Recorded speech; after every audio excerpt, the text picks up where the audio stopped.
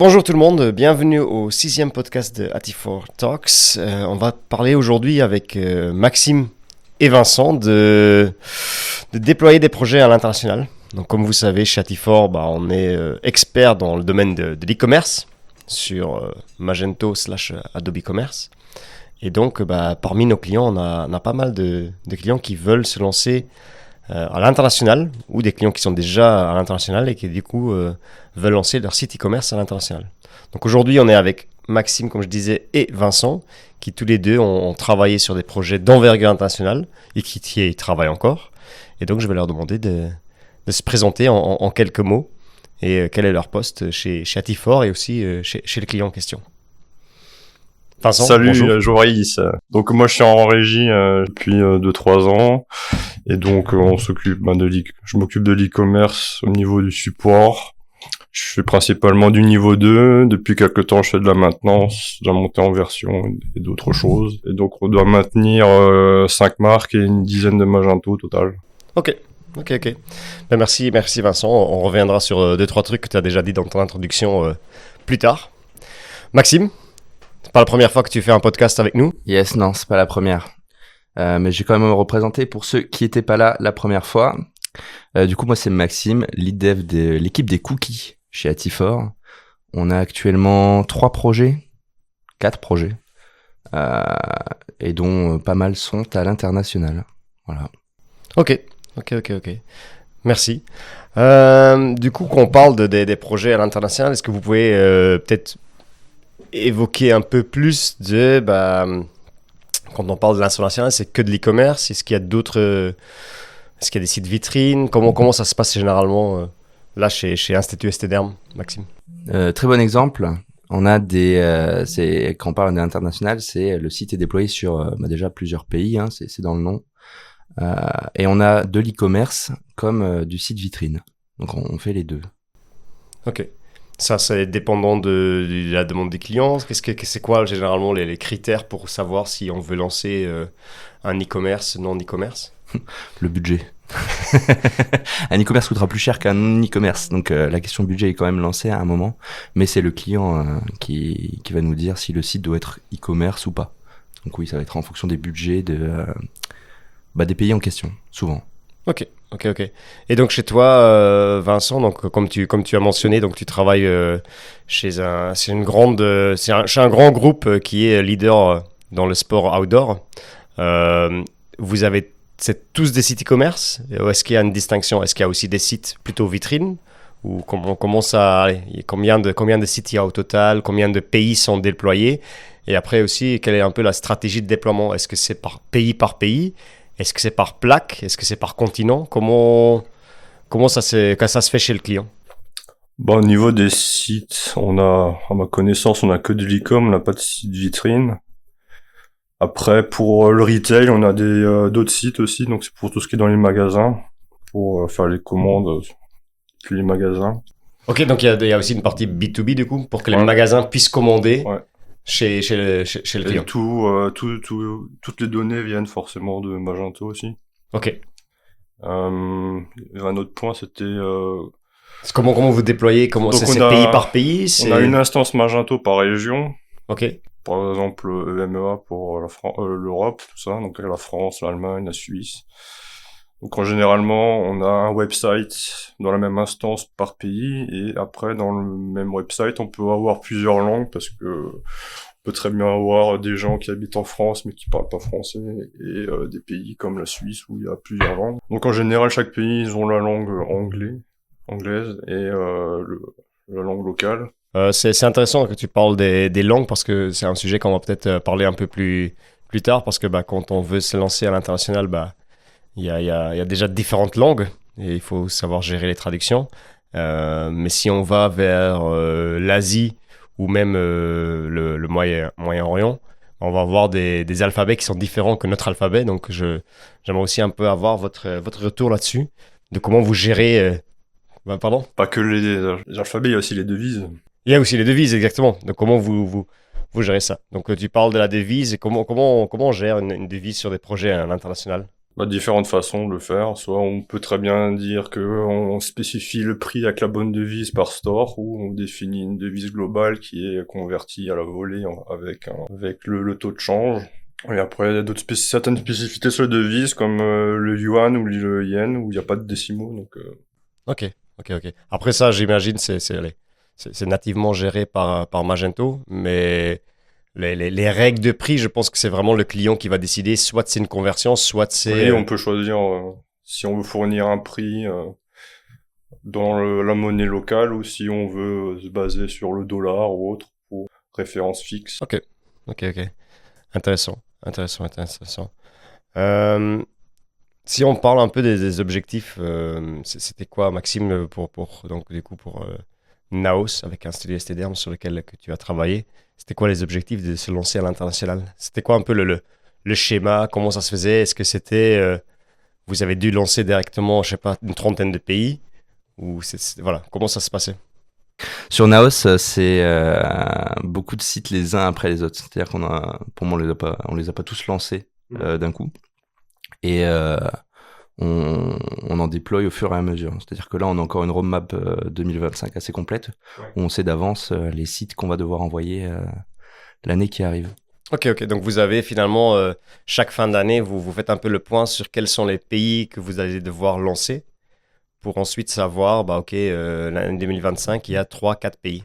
Et finalement, dans un projet e-commerce, comment vous faites si on peut dire, duplication, ces nouveaux sites? C'est quoi? C'est des nouveaux sites web Magento? C'est quoi? Comment vous préparez ça? Aussi, niveau structure, parce que j'imagine que on n'a pas envie de refaire le travail à chaque fois. Est-ce qu'il y a des moyens de pouvoir s'appuyer sur justement des choses qui sont déjà faites avant? Est-ce que, voilà, j'aimerais bien avoir un peu plus de retour là-dessus. Très bonne question. Sur Magento, on part souvent comment expliquer ça, de liens de parenté. Il y aura un site web qui sera au-dessus, qu'on va appeler le main, le default, qui aura pas mal de choses. Et quand on va recréer des sites, on va souvent partir de ce site-là. On recrée pas tout le temps. On repart de l'existant. On va souvent parler de configuration lorsqu'on déploie des nouveaux sites. Les grandes différences avec ceux qui sont déjà là, ça va être tout ce qui est configuration du pays. Ok. Donc dans les paramètres, c'est typiquement ce qui va changer, alors que tout le reste du site, quasiment la totalité, va reprendre ce qui existe déjà. On va avoir des thèmes par an pour tout ce qui est la partie front, et la partie back est commune de toute façon à tous les sites. Ok, donc si je comprends bien, finalement, même pour les clients qui aujourd'hui ne font pas d'e-commerce, qui aimeraient se lancer à l'international, il faudrait presque réfléchir à qu'est-ce que mes pays ils ont besoin pour créer un socle de base qui répond à la plupart des attentes des pays. Et après, pour chaque pays, vous activez, vous désactivez des configurations, c'est ça? C'est ça, exactement. Ok. C'est pareil chez vous, Vincent? C'est aussi, il y a une socle de base qui donne déjà pas mal de fonctionnalités et vous désactivez, vous activez selon le pays en question? Ça dépend. Il y a forcément des socles de base, mais en soi, chez nous, c'est que de la configuration. Donc ça sera propre au pays. Donc on crée un nouveau website, on va dire est-ce qu'on veut un store de store, ça sera quoi la locale, ça sera quoi la time zone, ça sera quoi la currency, etc. Donc ça, c'est toute la partie spécifique, et après ça va dépendre de comment fonctionne le pays. On peut très bien avoir des tâches qui tournent en cron sur certains pays, pas sur d'autres, parce qu'ils en ont pas voulu. Mais en général, donc c'est juste pour créer un store, c'est des fichiers de config. Après, la partie front, elle est commune. Ok, donc la partie front, elle est commune, mais on a quand même la possibilité de Surcharger, modifier, oui, de surcharger. Ok, très bien. Donc de ce que j'entends là, finalement, il y a quand même une grande réflexion à avoir avant de pouvoir lancer un site international, si on peut le dire comme ça. Je veux dire, lancer un site que pour la France ou lancer un site qui va devoir correspondre à plusieurs pays, ça, c'est pas du tout la même approche. J'ai l'impression quand vous en parlez comme ça. Vous avez parlé des traductions.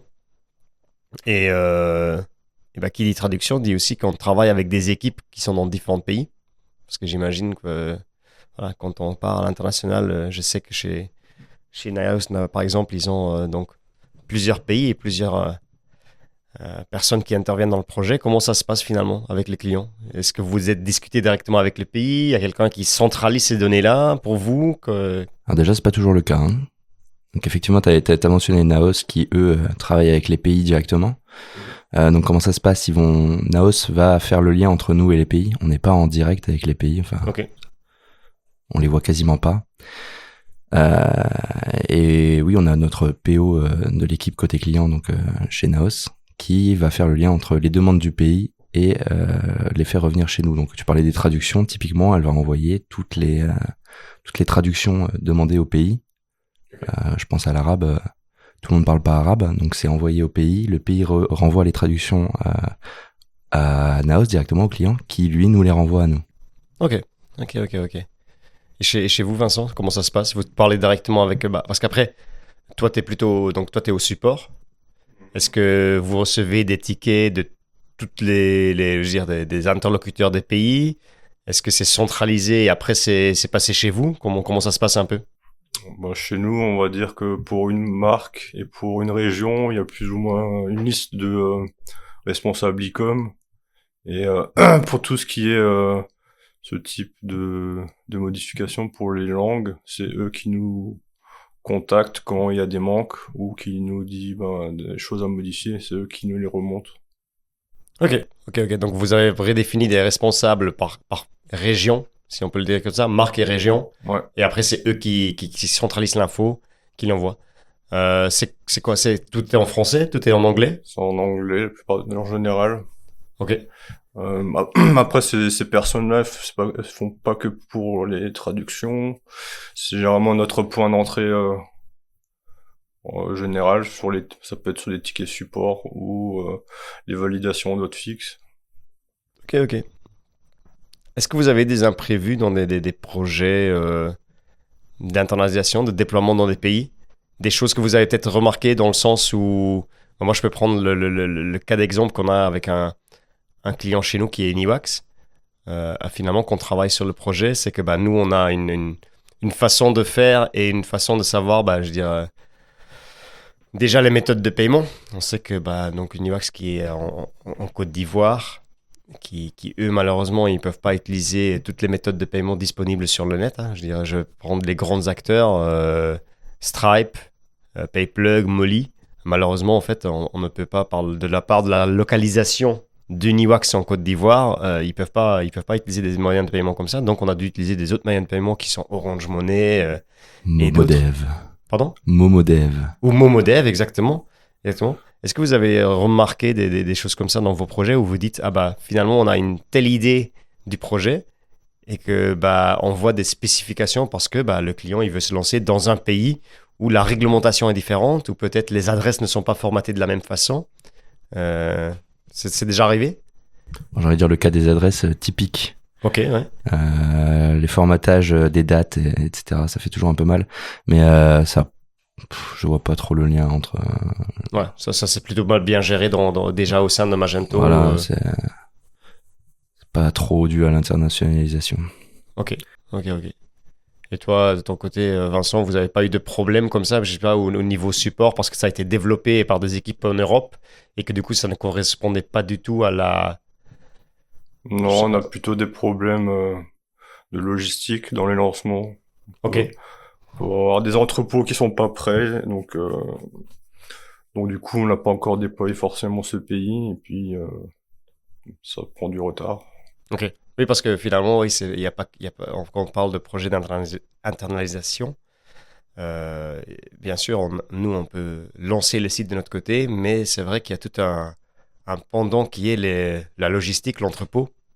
Je sais que nous, on a aussi les cas comme ça avec Alain Flelou, donc on s'occupe du site web d'Alain Flelou, et que on a un entrepôt en Espagne, on a un entrepôt en France, et que du coup, il faut bien gérer d'où part quelle commande, et aussi les trackings que ça remonte, quoi. Et que donc, j'imagine que pour lancer, je sais pas si vous avez chez Naos aussi eu ces problématiques-là, avec différents logisticiens, différents entrepôts, peut-être qui travaillent différemment. on gère le stock en fonction du pays. Le stock est lié au pays et pas au main website. Ouais. Donc on a quand même... Ouais, donc vous avez quand même différents interlocuteurs niveau logisticien aussi. Ouais, mais on gère pas ça. Ok. Ça reste côté client, ça. Ok. Très bien. D'autres imprévus que vous avez dû rencontrer dans des projets d'internalisation que vous dites, bah voilà, ça c'est arrivé, voilà, attention Tout quand à on fait. veut partir à l'international avec un projet. J'ai une anecdote. Oh là là. Un bloopers. Un bloopers oh là là, On va être bon. J'ai une fois mis le site français en dirham. Ça plaît pas. Non, je faites peux pas ça. comprendre tout à fait que ça peut pas et plaire. c'était dû à un souci d'internationalisation parce qu'on devait mettre le dirham pour un autre site qui était UAE. Ok. Et au niveau dev, au moment de le faire, on a oublié de préciser que c'était que pour UAE. C'est parti sur la France. Ok. Voilà. Et ça a été retrouvé assez rapidement, je Oui. veux dire, ça a été corrigé assez rapidement. Oui, bah c'est remonté assez vite. Il n'y a pas eu le temps de faire grand-chose. On Ok. l'a corrigé assez vite. Oui, parce que j'imagine que les dirhams et les euros ne sont pas du tout le Ouais. même compte de conversion, non? Pas grand-chose de On- différence. Hein. On est sur 1 sur 4, je pense. Hein. Oui, c'est ça. C'est à peu près ça. Ok. Oui, donc c'est vrai que donc ça aussi, ce sont des aspects dont on va vraiment faire attention dans Tout à l'internalisation, parce que quand on parle, bien sûr, nous on voit ça avec Univax, avec les francs CFA, de vraiment faire attention que les devis sont bien respectés et que les taux de change de conversion soient aussi à jour. Ah, un problème récurrent, on en parlait tout à l'heure, pour moi, c'est aussi les traductions. Ça a l'air simple dit comme ça, mais il y a beaucoup de sites où on se rend compte 2 mois après qu'il manquait un mot et qu'il est toujours en anglais et que sur le store français, il n'est pas encore en français. Ouais. Quelque chose de bête, hein, mais Oui. ça Oui. arrive. Et après, j'imagine aussi la traduction, parce qu'on parle aujourd'hui avec l'arrivée de l'IA, beaucoup des choses comme DeepL, mais nous, on a quand même des clients qui ne sont assez, comment dire, qui veulent pas directement aller vers ça parce qu'ils disent qu'ils sont dans un secteur tellement technique que finalement, DeepL, lui, traduit littéralement, et que quand on fait de la traduction comme ça par une IA, il n'a pas toujours l'idée de capter les termes techniques et de garder ce vocabulaire très technique. Je ne sais pas si c'est déjà arrivé chez vous. Vous avez testé de l'IA sur des projets? Pas de mon côté. Vous avez testé de la traduction par l'IA? En plus, je pense que... L'IA, elle manque de contexte. Oui. Du coup, elle traduit pas bien Ok. certaines phrases. Vous avez des projets comme ça de Nous, on traduction? l'utilise pas, mais ça m'est déjà arrivé de traduire du japonais en français ou en anglais où ça voulait pas dire, c'était pas très clair, quoi. Ouais, ça voulait pas dire grand chose. Ok. Après, c'est une question, mais c'est à voir si ça arrive jusqu'à chez vous. Mais qui dit aussi internalisation, dit aussi de la réglementation des pays. Ça, je sais pas, c'est quelqu'un vous met au courant de ça. Vous avez j'imagine des spécifications techniques du coup pour se conformer à chaque règlement de pays. Il faudrait. Je pense RGPD.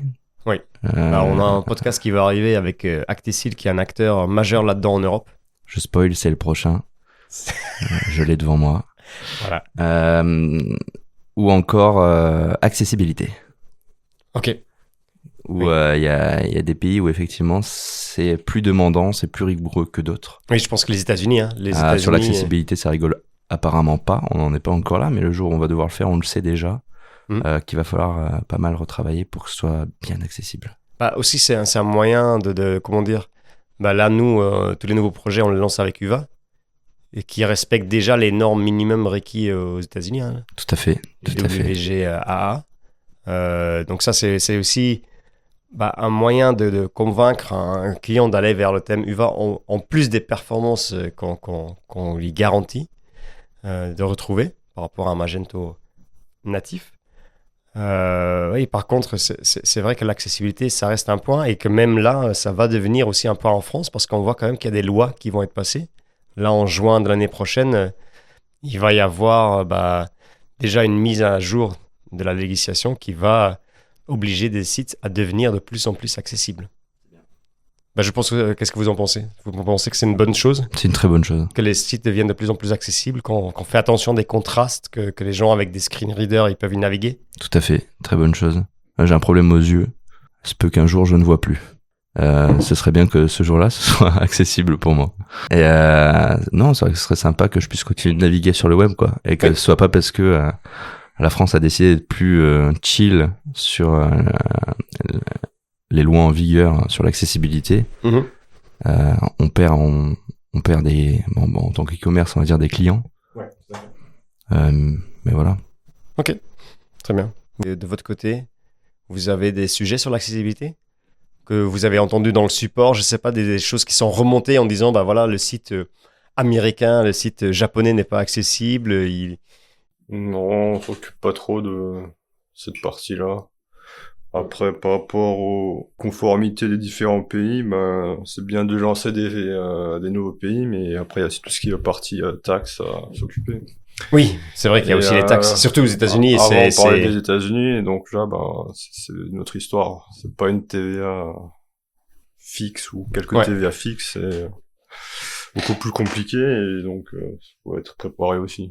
Ouais, tout à fait. Ouais, non, mais je prends le cas des États-Unis parce que généralement, les États-Unis, ils aiment bien mettre à jour leur c'est trop compliqué. C'est impossible. Mais il y a des modules qui existent pour calculer les taxes à votre place. Ouais, j'ai plus le nom en tête, mais j'ai plus non plus, mais c'est un module que sur Magento qui est souvent utilisé pour calculer les taxes. Bah, pas que pour Magento, pour plein de. Ok. Il faut lui dire à quel type de produit, à quel état, etc. Et au final, ça te retourne le pourcentage à appliquer. Et je sais pas si vous deviez accompagner un client sur l'internalisation, c'est quoi? C'est pour vous, c'est un sujet plutôt facile, plutôt à prendre, ne pas prendre à la légère, si je peux le dire comme ça?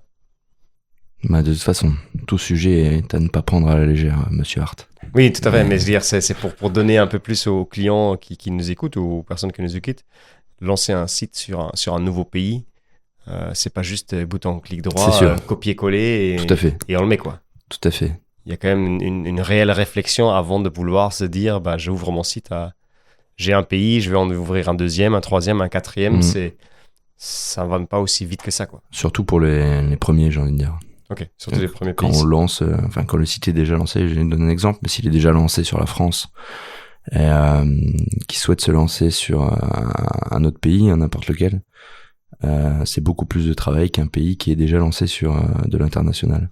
Oui. Donc la première fois, faut bien réfléchir, ça c'est sûr. Ok. Donc des fois, même c'est en amont du projet de dire, bah, est-ce que je vais vouloir me lancer qu'en France? À ce moment-là, je fais un projet que pour la France. Ou est-ce que je vais vouloir faire un projet international et à ce moment-là, se dire, ok, je fais abstraction presque de dire, bah, je développe que pour la France, je développe pour l'international et après, bah, la France sera le premier pays à lancer. Tout à fait. Il faudrait, ce serait bien. Ok.